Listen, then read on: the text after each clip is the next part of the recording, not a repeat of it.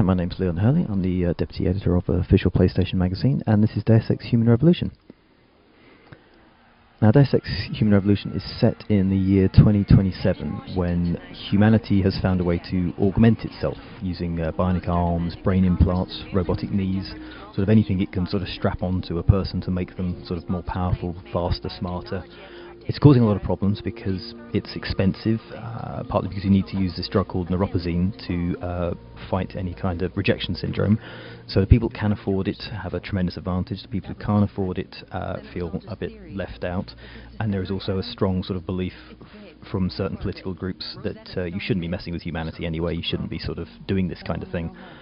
Now, Adam Jensen, who we can see here, is one of the is a lead security man at Seraph Industries. They are a company that make augmentations, so he's been hired to protect them from all the sort of the civil unrest and potential threats. He's walking through the laboratory here with Megan, who's an ex-girlfriend and the lead scientist. They're on the verge of making this big announcement. They've got some sort of big breakthrough that's going to have a significant impact on augmentation. We don't know what it is yet, but they're about to they're in the last sort of stages of preparing to make their sort of speeches at Washington. So everyone's sort of quite concerned. Everyone's getting ready for this sort of this big reveal. I guess it's like you know, Apple releasing the iPhone 4. But they make things like these legs on the right here. These are a lot of augmented people initially are war veterans who lose limbs in war and are offered augmentations to sort of get back in the fight. So they make things like those legs, arms. We can also use things like brain augmentations to make you think faster or read people's emotions better. Now this is David Saraf. He is sort of the Steve Jobs of the corporation. He's sort of the genius behind it all. He believes augmentation is the future. He's really sort of behind this being the next stage of human evolution. But before the presentation can be made, something happens in the laboratory. We don't know what yet. Adam is sent down to find out. Here he's got a combat rifle. It's one of the main weapons of the game.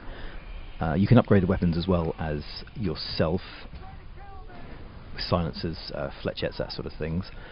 Now this is Barrett. He's one of the main enemies in the game. He's one of the terrorists. He's fully augmented. He's got robot arms, robot legs. He's got a machine gun in his hand. He's not a nice person.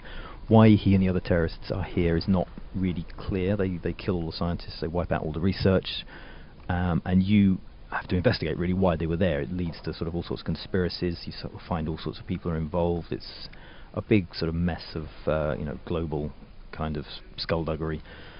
Now, at the first mission in the game, really, you're unaugmented, you're a normal person. It's just basic combat here, but again with the combat rifle. The cover system is lovely. It's nice and gluey. You can sort of roll between objects. You can stay hidden. It's sort of very solid, dependable. You never sort of have any doubt in whether you're visible or not, or whether you're exposed to danger. The aiming system is a little weird, where you click the analog sticks to go in and out of precision aim, rather than using a trigger system, and there's no alternate configuration because the cover system uses the triggers, so you can't switch it around. It's not a massive game breaker, but it takes a little getting used to if you're used to tapping the left trigger to go in and out of iron sights. Now this is Fedorova. She's another one of the cyber terrorists. She's mainly into kind of invisibility and legs, but she pops up a few times. It's one of the sort of more interesting characters in the game, simply because she's looks kind of hot.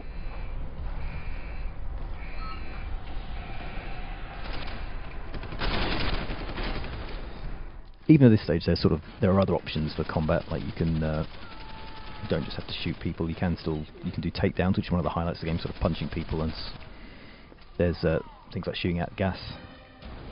Now this is where Adam meets the final main terrorist guy. This is Namir, who is completely fully augmented from the neck down, pretty much. He throws Adam through what looks like a sort of a massive plasma TV, which totally ruins him. His arms, his legs, everything's sort of broken, and in a second he's about to get shot as well in the head, which means that the only way Saraf can save him is by augmenting him. Full set of arms, full set of legs, brain implants, and that's when you get Adam 2.0 and the game really takes off. Now you can find out more about the game in issue 61 of Official PlayStation Magazine, where you can read my full review, and that is out on August the 3rd.